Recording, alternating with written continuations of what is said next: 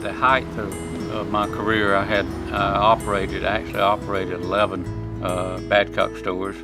Over the 27 years, I have been pretty well directly involved with at least 17 stores.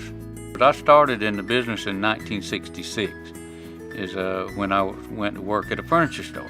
And when the liquidation of those 12 stores evolved, a couple of us went to Florida and met with Bill Siegler. Before I left there, I got an application, and knowing what I had to do, I filled out that application, sent it in, they approved it. Wadesboro was the first store. In those days, you know, you vacuumed the floor and put up a few signs, and you could be in the Badcock business, and that's exactly what we did. We were open and operating in 2 weeks. You know, I started with virtually nothing. You know, I didn't have a lot of money for cash flow. I used to hate Sundays because I know on Monday morning I had to figure out how to cover those checks I floated on Friday, because Friday was payday, and I never missed a payday, never. But they were sometimes pretty interesting to figure out how to cover those checks on Monday morning. That's the low part. If you've never done that, you can't appreciate the good times, could you?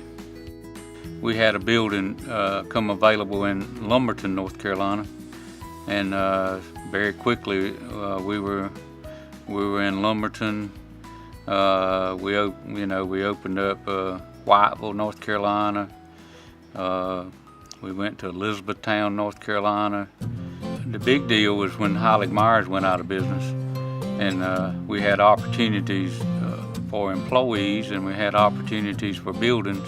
I refer to him as the King of the North because if it weren't for his efforts, I don't think our footprint would be as strong as it is in North Carolina. He negotiated a lot of his properties and leases through the turndown of Heilig Myers, and he was doing a lot of these negotiations with New York City lawyers, and to think of a man, you know, you think of the man that Barry is, and the drive that he has, that he just took on that challenge. You know, he wasn't intimidated by it, and he built his empire one store at a time.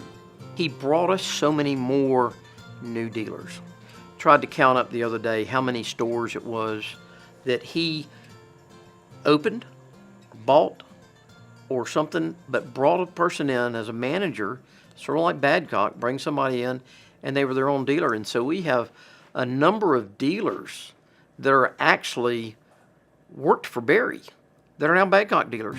Hal Sides, which is a very prominent dealer with Badcock.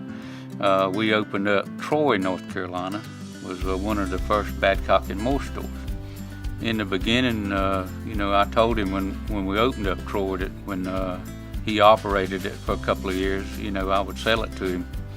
And of course, he's done wonderful things ever since.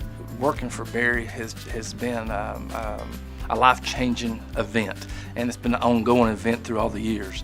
You know, I learned from him, you know, all the time. And when you got as much experience as he has, you know, you can't help but to learn. And you know, and I tell people, you know, if it wasn't for what he did for me, giving me the first job with Badcock, I wouldn't be where I'm at today. So I owe him a ton of gratitude, and just want to congratulate him on the award for Lifetime Achievement, because he's been doing it a lifetime, and he's achieved a lot. So I think that's a fitting, you know, award for him.